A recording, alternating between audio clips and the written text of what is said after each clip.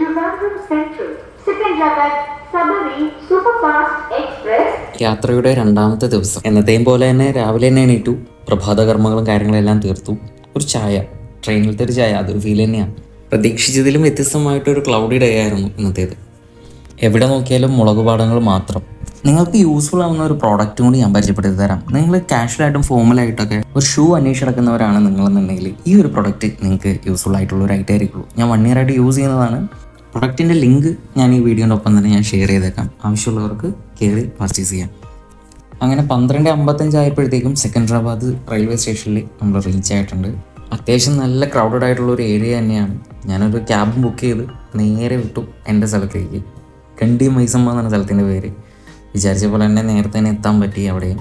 പിന്നെ നേരെ ഒരു റൂം എടുത്തു. ഇനി നല്ലൊരു വിശ്രമം.